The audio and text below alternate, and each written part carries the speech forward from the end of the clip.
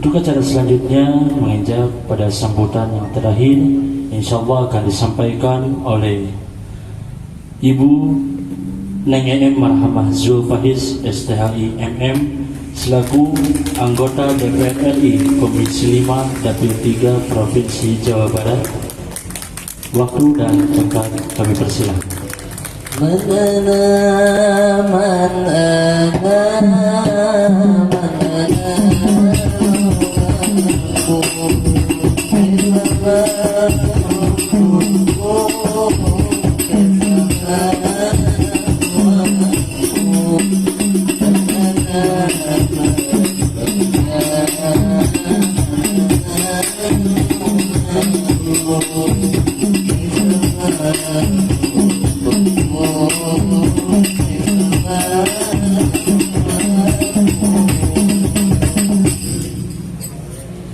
Assalamualaikum warahmatullahi wabarakatuh.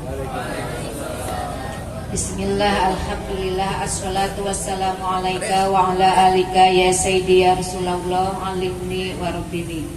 Allahumma sholli ala sayyidina Muhammadinil fatihi lima uglika wal khatimi lima sabaqa wan nasiril haqqa bil haqqi wal hadi ala siratikal mustaqim wa ala alihi wa sahbihi haqqa qadrihi wa miqdarihil adim, amma ba'du.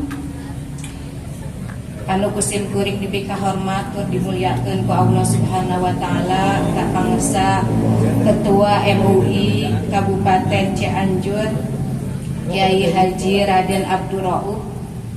Beliau masih wargi seperti yang tadi disampaikan oleh beliau. Saya juga bingung, tetapi kalau ayah saya manggil ramanya ajengan itu biasanya manggilnya Neng Elim seperti itu. Jadi kalau di keluarga kami manggil rama ketua MUI Neng Elim.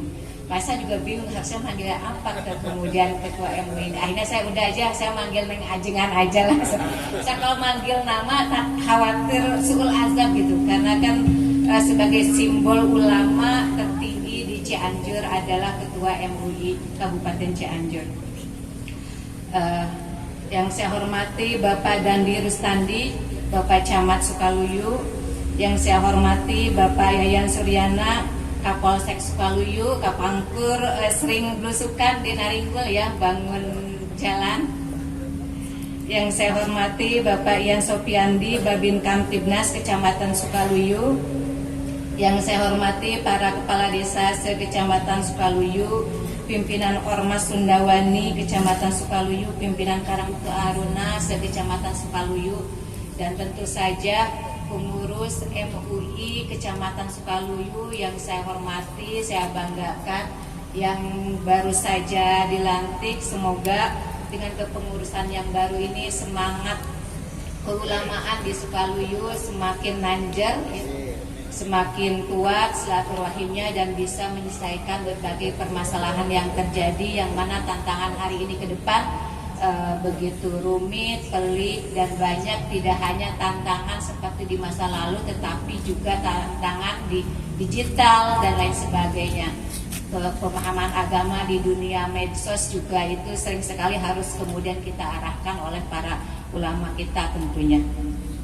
Dan tentu saja keluarga besar Cicantu yang saya hormati, saya banggakan, saya muliakan, dan para santri, santriwan, santriwati yang saya hormati dan saya banggakan. Alhamdulillah sim abdi tiasa silaturahim sareng para ajengan, para ulama, para kiai. Ini berkat uleman dari ajengan Kades.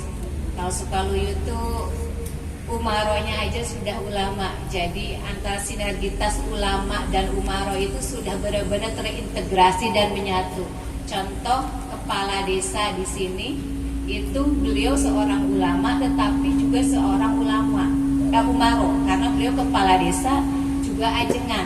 Insya Allah sinergitas itu akan juga terwujud sampai kemudian di pusat, sampai kemudian juga di masyarakat sampai ke bawahnya.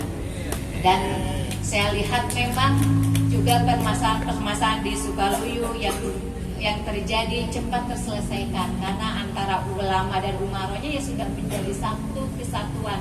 Jadi tidak perlu lagi ada masalah seharusnya, karena ketika ulama dan umarok bukan hanya sinergi, tapi ini sudah menyatu. Tentu saja hal-hal masalah yang tadinya harus dikoordinasikan dulu, tetapi hari ini sudah langsung bisa diselesaikan. Bapak, Ibu, para alim ulama yang saya hormati dan saya banggakan, saya ingin menyampaikan beberapa perkembangan di pusat. Kebetulan saya bertugas juga selain di Komisi 5 juga di Badan Legislasi DPR RI. Kebetulan kita tahu ketika masa pandemi kemarin, pemerintah meminta ada Undang-Undang Cipta Kerja. Kemudian dengan sangat cepat, karena itu ada dianggap bisa menyelesaikan masalah ketika kita masa pandemi itu, akhirnya dibuatlah kemudian Undang-Undang Cipta Kerja. Ternyata dalam perjalanannya digugat, dipermasalahkan, dan kemudian akhirnya diuji ke MK. Oleh MK kemudian ditangguhkan karena yang masalahnya itu ada masalah pembuatannya, masalah mekanismenya, prosesnya, yaitu terkait peraturan pembuatan undang-undang, karena dianggap tidak sesuai, tidak mengenal tentang mekanisme omnibus law. Akhirnya rekomendasi dari MK itu sama DPR, sama Badan Legislasi sudah ditanggapin, dan kemudian sudah direvisi, dan dalam peraturan undang-undang kita yang baru sudah dikenal yang namanya omnibus law. Tetapi karena permasalahan di negara ini harus cepat diselesaikan, akhirnya pemerintah mengeluarkan Perpu, peraturan pengganti undang-undang tentang cipta kerja. Ketika undang-undang itu tidak bisa karena masalah mekanisme, akhirnya mengeluarkan Perpu. Nah, kemarin ketika masa sidang kemarin, pemerintah meminta agar Perpu itu, Perpu nomor 2 tahun 2022 itu dirubah menjadi Undang-Undang Cipta Kerja. Karena apa? Karena efek-efek dari pandemi kemarin masih mengancam kita, terkait permasalahan investasi, permasalahan sosial, masalah tenaga kerja, termasuk juga masalah halal. Ini karena ada isu MUI-nya, maka kemudian saya angkat di sini. Ya. Akhirnya karena kalau Perpu itu kan memang sifatnya top down dari pemerintah kemudian ke bawah. Kalau undang-undang dan proses untuk dijadikan undang-undang, kita harus mengundang berbagai tokoh, berbagai ahli. Akhirnya kita mengundang hampir sekitar lebih dari 10 tokoh, lebih dari 10 ahli dari berbagai kampus untuk melihat pandangan terkait bagaimana Perpu ini menjadi undang-undang, dan hampir dari semua para ahli itu menyetujui, mendorong. Karena apa? Hal yang paling krusial yang mungkin berbeda dalam hal yang lainnya hampir sama ya, tetapi hal yang berbedanya adalah pertama masalah ketenaga kerjaan terkait al-hidayah. Yang kedua masalah investasi dan pelaku usaha. Pelaku usaha itu tidak hanya investor yang besar-besar, tetapi UMKM. Di dalam Perpu yang akan kita jadikan undang-undang ini, kalau dulu UMKM itu kan tidak bisa membuat PT, karena dalam membuat PT itu kita harus minimal modal berapa, izin dan lain sebagainya. Tetapi di dalam Perpu yang akan kita jadikan undang-undang ini, UMKM juga bisa merubah dirinya menjadi PT, perseroan terbatas, dengan tidak ada modal misalnya harus berapa miliar atau berapa, hanya menyertakan berapa modal yang dimiliki, sehingga itu akan memudahkan para pelaku UMKM untuk mengakses permodalan di perbankan kalau sudah berbadan PT. Itu yang terus. Kemudian yang ketiga ada terkait masalah peranan memperluas MUI terkait fatwa halal. Karena di dalam waktu kemarin hanya MUI pusat, terus sertifikasi kan udah ada badan tersendiri. Nah, di dalam undang-undang ini kita kemudian bagaimana itu kemudian diperluas. Fatwa perluasan halal itu oleh MUI tidak hanya kemudian di pusat, didistribusikan sampai kemudian ke MUI provinsi, juga sampai MUI kabupaten dan kota, bahkan MUI yang mungkin ada kearifan lokal seperti di Aceh, itu kan ada badan tersendiri ya, dan mungkin di beberapa tempat Sumbar kalau salah ya, itu ada beberapa lembaga kayak semacam MUI tapi juga sinerginya dengan MUI. Itu juga diberikan peranan seperti itu. Itu di dalam peraturan perundang-undangan nomor 2 tahun 2022 tentang Cipta Kerja yang kemudian kita rubah menjadi Undang-Undang Cipta Kerja. Dan yang keempat ada terkait masalah SDA. SDA itu bukan sumber daya alam tapi sumber daya air. Karena hari ini pemerintah dalam melaksanakan untuk bagaimana mengawal ketahanan pangan, maka infrastruktur ketahanan pangan harus kemudian dibangun. Kayak contoh apa? Misalkan mungkin irigasi yang paling terkecil, terus kemudian yang agak besar adalah bendungan-bendungan. Nah, di dalam membangun bendungan itu, di dalam undang-undang yang lama itu, pemerintah siapapun tidak boleh mengalihkan arah sungai.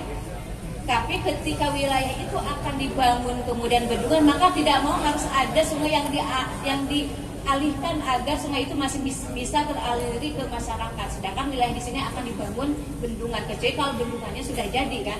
Selama bendungannya belum jadi, otomatis air ini harus bagaimana tetap bisa sampai ke masyarakat. Maka hal itulah yang kemudian diakomodir di dalam Perpu Cipta Kerja itu menjadi undang-undang. Dan kepentingannya apa? Kemudian Perpu nomor 22 tahun 2002 ini dirubah menjadi undang-undang untuk yang tadinya dianggap subjektivitas karena itu dari presiden menjadi lebih objektif karena dibahas oleh berbagai stakeholder termasuk juga oleh perwakilan rakyat, termasuk juga meminta masukan dari masyarakat mulai mekanisme hearing dan lain sebagainya seperti itu. Dan dalam rangka untuk meningkatkan meaningful participation, ya, meningkatkan partisipasi yang bermakna dan berarti dari masyarakat. Maka alhamdulillah kemarin di masa sidang kemarin sebelum reses itu kemudian sepakat ada berapa. Semua fraksi sepakat kecuali 2 fraksi yang tidak sepakat, yaitu PKS bersama Demokrat. Semua fraksi yang lain sepakat karena dianggap bahwa memang Undang-Undang Cipta Kerja ini bisa untuk terubah untuk pelaku usaha, ada kepastian hukum sehingga pengangguran bisa segera diatasi. Dari kemarin memang beberapa para pelaku usaha menunggu ini sebenarnya. Ketika mereka akan berinvestasi, kalau hukumnya tidak jelas, pasal hukumnya tidak jelas, mereka kemudian tidak mau. Maka alhamdulillah kemudian sepakat dan mohon doanya ini akan masih dibahas karena mungkin setelah reses ini akan dibawa ke paripurna DPR RI. Memang undang-undang ini debatable ya, beberapa masyarakat ada yang juga beberapa yang menolak, tapi beberapa juga memang ada juga yang menerima, termasuk alih daya.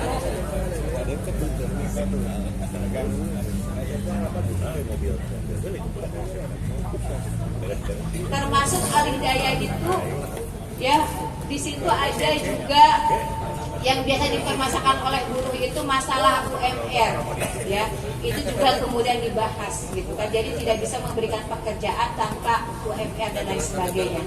Jadi semua yang menjadi permasalahan itu diakomodir dalam undang-undang ini. Terutama yang paling penting ada perluasan fatwa bagi MUI. Itu yang paling penting, dan oleh karena itu karena momennya ini MUI, saya juga minta doa restunya semoga ini juga lancar.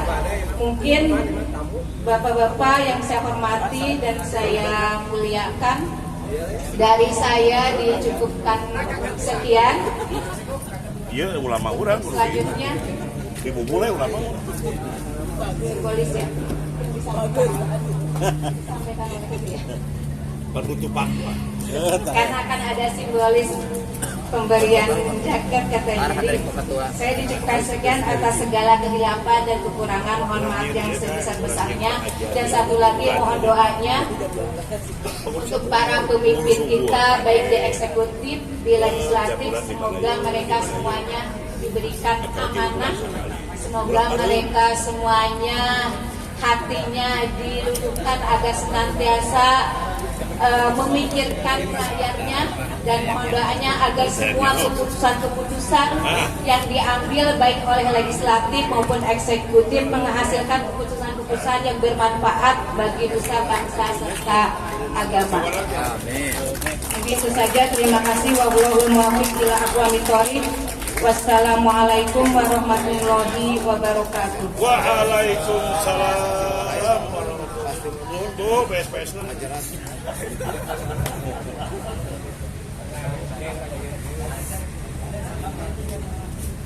Ibu, hatur nuhun bantuan BSPS na, Bu. Terima kasih kepada Ibu N yang telah memberikan sambutan. Acara selanjutnya yaitu simbolis pemberian cenderamata dari Ibu N kepada Ketua Panitia Pelaksana Pelantikan dan Rapat Kerja Majelis Ulama Indonesia Kecamatan Sukaluyu. Maka daripada itu kami mohon kepada Ketua Pelaksana dan sebagian pengurus untuk menaik ke atas panggung.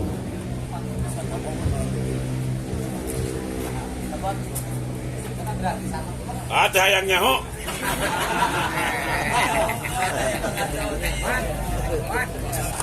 Pokoknya mah yang nyaho.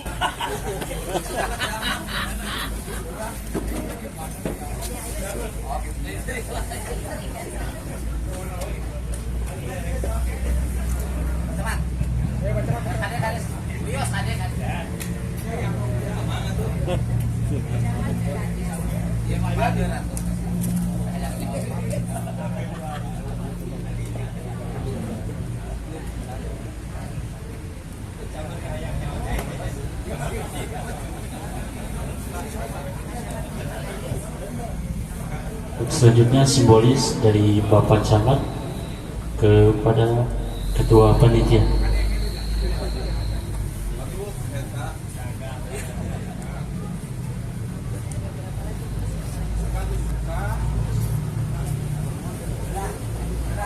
Selanjutnya simbolis dari Ketua MUI Kabupaten Cianjur kepada Sesepuh Pondok Pesantren Al Istiqlal.